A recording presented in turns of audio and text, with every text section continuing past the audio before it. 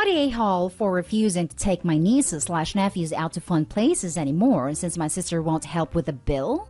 My little sister has 6 kids, 10 male, 7 female, 6 female plus 6 female, 4 male and 2 female, who I love and babysit when I can. I'm child-free, and my husband and I have a decent amount of fun money saved for us to spend on whatever we want. And I'd use mine sometimes to take my nibblings fun places. I still take them all out somewhere at least 2 to 3 times a month. Now, when it was just the oldest, I'd take him for a day to give my sister and brother-in-law a break. I'd take him to museums, fairs, kids' play places, Chuck E. Cheese, amusement park, etc. With just one kid, it was pretty easy to do. Then the second oldest came along, and I was still able to swing it. But then with the addition of the twins, it became harder to afford. Not to mention watching 4 kids is way harder than watching one. By the time the 4-year-old came around, I couldn't afford to take them all to the same places anymore. It cost too much. So I started taking them cheaper/free places, like the park, free kids' days at the museum, the mall, swimming at my house, etc. Now with the 2-year-old, I've totally stopped taking them anywhere that costs more than a couple bucks each. But last week when I was dropping the kids off at my sister's place, the oldest asked if we could go to the fair next month. I didn't think I'd be able to afford that, but didn't want to outright say no, so I told him I wasn't sure, but would see. After the kids ran off, my sister asked why I wasn't sure about the fair, and I told her I didn't think I'd be able to afford tickets and food for 7 people. She said it couldn't cost that much, so I told her that each ticket was about $10 the last time we'd gone, and that wasn't counting the money spent on food. I said I'd be happy to take them all to the fair if she paid for at least the tickets. She went off saying that she and brother-in-law didn't have that kind of money, how they had 8 mouths to feed and clothes to buy, and she couldn't waste money on the fair. I asked why she thought I was made of money, and she said I had more money than them. And it's not like I have 6 kids to care for. I told her I loved taking the kids out, but if she couldn't help with paying for the expensive places, then the kids would have to be content with going to the park or swimming at my house. Sister said I'm a huge a-hole. And when I told our parents, they said it was sorta a-holish since I only take them out a couple times a month instead of caring for them 24/7 like my sister. So now I don't know. Hub says I'm not the a-hole, but I don't know. I mean, yeah, I could swing taking them all to the fair, but it's just so expensive. Am I the a-hole for asking for help paying? Now for the top comments before reading Opie's little update. Not the a-hole. So if she can't afford places like the fair because of having 8 mouths to feed, why does that responsibility have to fall on you? She's being entitled instead of grateful that you've done as much as you have all these years. Being child-free doesn't mean to have all this disposable income to spend on other people's kids, no matter how much you may love them. Not the a-hole. Opie, you take your nieces and nephews out 2 to 3 times a month, which is far more than most aunts and uncles do. And rather than be grateful, your sister is demanding you do more. Your sister is quick to count and spend your money. I think you've found a very wise solution to continue spending treasured time with your nieces and nephews without breaking the bank. You've done nothing wrong at all. It's your sister who's being an unreasonable a-hole. I grew up very close to my aunt and uncle, and some of my fondest memories with them are from when one or both of them babysat us at their house while my parents were both at work. Mom was a part-time worker, so it only happened occasionally that her and my dad's shifts lined up like that, and we'd spend time with them. My brother and I would play ball hockey in the basement with my cousin. We'd play GameCube, etc. They don't need to be taken to expensive places to create a strong relationship and happy memories with you. The fact that you want to be so present in their lives is amazing. Trust me, my aunt and uncle passed away now, but I will always have my love and memories with them. And your nieces and nephews will too, whether you paid to take them somewhere or not. Definitely not the a-hole here. Not the a-hole. If your sister doesn't have that kind of money, maybe they should stop having children. I'd have stopped at the same point as you. I wouldn't be willing to look after 4 kids even if the tickets were paid for. She should be grateful you're essentially offering free childcare. This. So not only is Opie babysitting 6 children for free, but must also be willing to spend $100 plus as well? 6 kids at the fair may cost $70 to get in, but fair food is also expensive. Plus, I can't even imagine the stress of juggling 6 kids at the fair. Bathrooms alone would be a nightmare. Update. I want to thank everyone for all the amazing comments and DMs. After all the resounding not at all comments, I've come to the conclusion that I'd become used to my family's treatment of me over the years.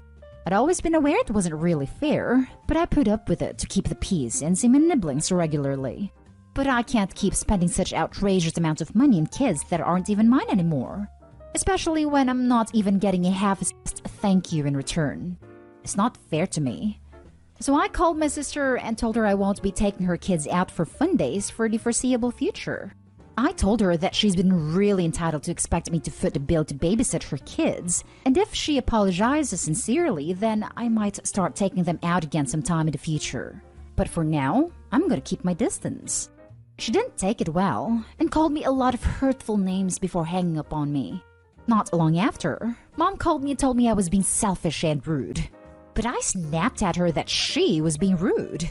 Expecting me to pay upwards of hundreds of dollars a month for kids that I didn't give birth to while cuddling my sister was horrible parenting. And I said how sick and tired I was of being treated like free babysitting for my sister just because I never popped out any grandkids for them. And if she and my sister thought taking all the kids out 3 times a month was no big deal, then I'll send her the bill. Which I did. I sent her pictures of the receipts from the last 3 places I took my nieces/nephews. Each one being no less than $70. She hasn't called or texted me back. I'll just see what happens. But thanks, everyone. Now for the next story. Am I the a-hole for telling my dad to buy stepsister old consoles if he wants her to have them so bad? So I, 16 female, started babysitting 2 years ago, and then moved from that to a retail job back in October. I have saved some money and decided to indulge in getting some vintage consoles. Consoles I missed out on, but see games I want to play. I found places that sell them pretty cheap. I've always been a gamer, and it's the only passion I'm glad I can explore more than the older stuff. Ever since I got a 3DS, not one of the older consoles, but I wasn't allowed to have before, my stepsister, 14 female, has wanted to use them too. Mostly the PlayStation and Nintendo consoles. I have always said no. She's careless and demanding, and to me that's the #1 reason she isn't going to get her hands on them. One day we got into a huge fight over it, and she laid on a guilt trip about siblings always sharing, how I'm her big sister and should include her in this stuff. I told her it wasn't going to work on me. She ran to tell my dad, who has bent over backward for her since he married his wife 5 years ago, and sure enough he tried to do the same again. He told me they weren't really mine since I was his minor kid, they were his. And he wanted me to share with her. I told him he didn't earn the money, that if he argued about him paying the bills, I could just store them until I move out. He told me to stop being a brat and stop hurting my sister's feelings. I told him if he wanted her to have an older console so much, he needed to go out and buy her one, and let her be careless with that, not with something I paid for.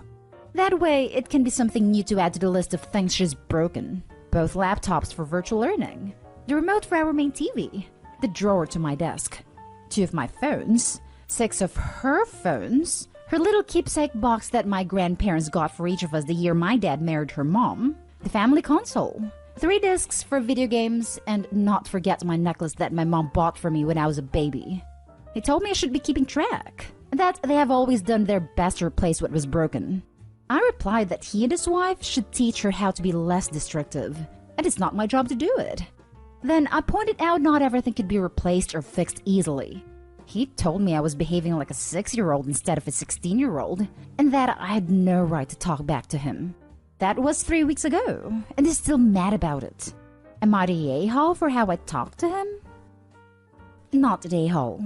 You're actually being very reasonable and articulate about the issue, and your dad is being a child. Yes, siblings normally are encouraged to share, but that's a pretty reasonable worry when the person you're sharing with doesn't have respect for someone else's things. He's mad because you're making sense. Plus, it's retro game consoles, which are like sacred. Not the a-hole. Your stepsister destroyed enough things already. You fearing she wouldn't be careful is justified. Store the things and move out. How did they replace something as precious as your mom's gift? They bought one that was like it, but it was never the same. For starters, it was from them and not my mom. I had kept that damn thing safe for 15 years, and And then she decides to grab it while I was wearing it and broke the necklace. So she destroyed the necklace from your mom on purpose? Frankly, the whole siblings should always share thing is BS. You're allowed to have your own things, and to set limits in sharing with people who are careless/break stuff. Also, I don't believe for a second that your sister's both that careless and that entitled. Sounds like there's more to the story, and that most likely she's intentionally breaking things and claiming it was accidents. Breaking things during temper tantrums is still intentional, not the a-hole. I don't think she meant to break it, but she also didn't regret breaking it either. I think she just lost her temper because she didn't get what she wanted. And yeah, but still freaking sucks, honestly. Next story is titled, Am I the a-hole for being honest about why we decided on fertility treatment over adoption? My friends and I have always had a mostly negative view on people who exhaust themselves with doing fertility treatments when they can't have kids, instead of just adopting existing children. My husband and I ended up struggling with infertility, so we decided right away to start on adoption first. We tried both a private adoption agency and foster care, and got as far as the home study both times. Our house is old, and there are a lot of weird idiosyncrasies with the house, but we're completely up to date on electrical and plumbing codes, so we thought this would be just a formality. 2 generations of my family grew up there, and it was perfectly safe. Not to them. They had huge issues with the house. They considered 2 of the bedrooms to not be a bedroom because it was too small. They didn't like that the main level floor was uneven. We have a problem with squirrels trapping themselves in the roof somehow, and the social worker was appalled that we just let them scratch themselves out. There's nothing we can do. We don't know how they're doing it, and unless children are squirrels now, no child is getting up there to get stuck that way. It was ridiculous, but it didn't matter. The verdict from both was that our home was fundamentally unsafe. We did look into fixing it. Every single person who ever owned that home had tried to fix the things that were wrong, but we tried again. The house just couldn't be fixed to their standards without becoming actually dangerous. It was fine and safe to live in, but we also wouldn't be able to sell because it was imperfect. The verdict was that if we wanted to adopt a child, we would have to demolish our home to sell the land and then buy a new house on top of agency fees. We did the math. The truth was that, with housing prices in our area, adopting a child would actually cost us at minimum $450,000.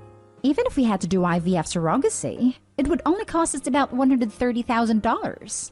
It no longer made any sense to adopt, so we committed to doing treatment. Our total ended up being much less than that because, thankfully, our first round of IVF worked, and we didn't need a surrogate. We now have a child. One of our friends made a very, honestly, ignorant post about spending $100,000 on a child of your own while children sit in foster care. I decided to comment on it, telling her the full story for the first time, explaining how expensive adoption can truly be. There's been a lot of comments, and now she and some of our friends are now mad at me for making adoption look like a bad and terrible thing. I was just trying to show that there isn't one side to this, and that there are valid reasons to make both choices. Am I the a-hole? Now for the top comments. I think you and all of your friends are horrible people for sitting in judgment about how people handle their own infertility. I think you're doubly bad for not saying, I've had a change of heart after realizing there's so much I don't understand about adoption and IVF. And instead saying, you don't understand. I'm better than others who choose IVF because in my situation, it's okay. Everyone sucks here. I understand that. My opinions have changed and I regret how ignorant I was. Everyone sucks here. You're a part of a group that habitually judges the family planning of others. You can't be surprised when they then judged you. They didn't have the life-changing experience you did, and therefore haven't changed. It sounds like you all need a wake-up call.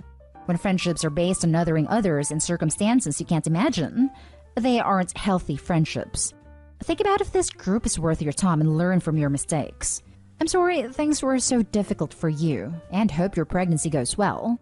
A quirky little house with a squirrel attic sounds like the setting for a children's novel. Not the a-hole. 99% of the people who spout just adopt literally have no idea of how adoption and foster to adopt work. None. Now that you've gone through it, you know it's not the easy path that so many seem to think it is. Long story short, I had both my kids via IVF for about $5,000 out of pocket for IVF through hospital births. That $5,000 wouldn't even have covered a lawyer's retainer and a home study if we wanted to adopt. Plus, my IVF treatments involved me, my husband, and my doctor was only concerned with whether or not I could safely carry pregnancy to term. He didn't care how much I made, what kind of parent he thought I'd be, the state of my marriage, what my house looked like, what my colleagues think of me, etc. For us, IVF was by far the best option. Never judge until you've walked a mile in someone else's shoes. It was ridiculous how much cheaper everything was.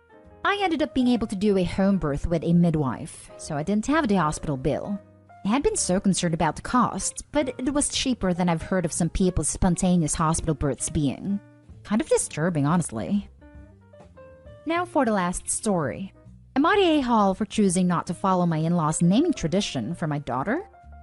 My husband, 24 male, and I, 24 female, had our daughter in November.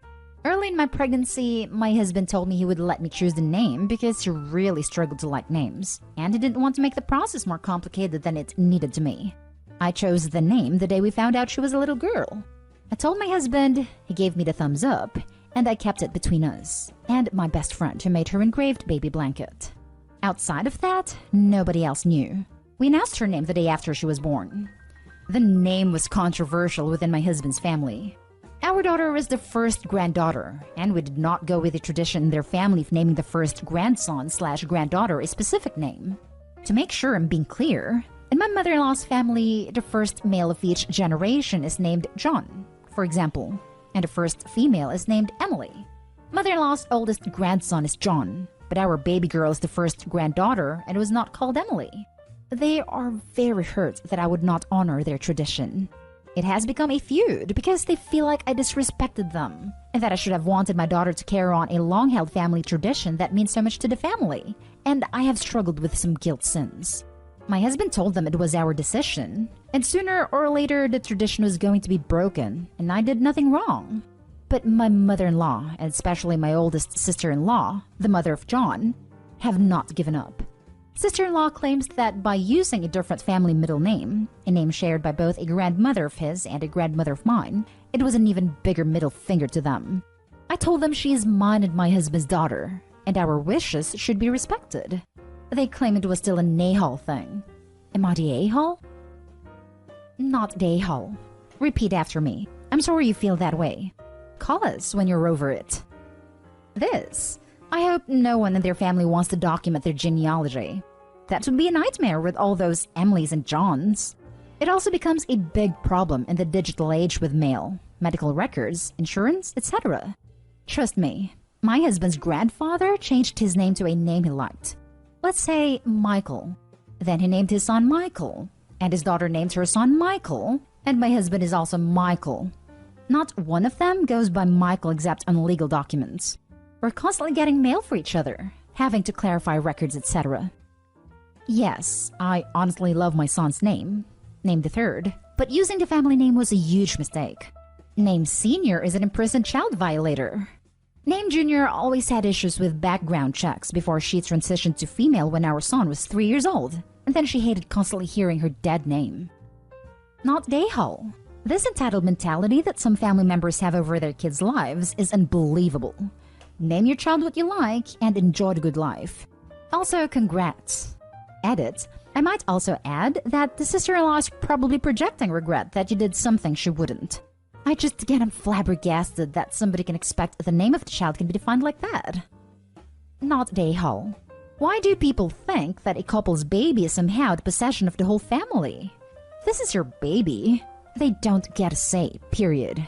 I can't imagine the entitlement of a family thinking they should have more say over a baby than the baby's own mother.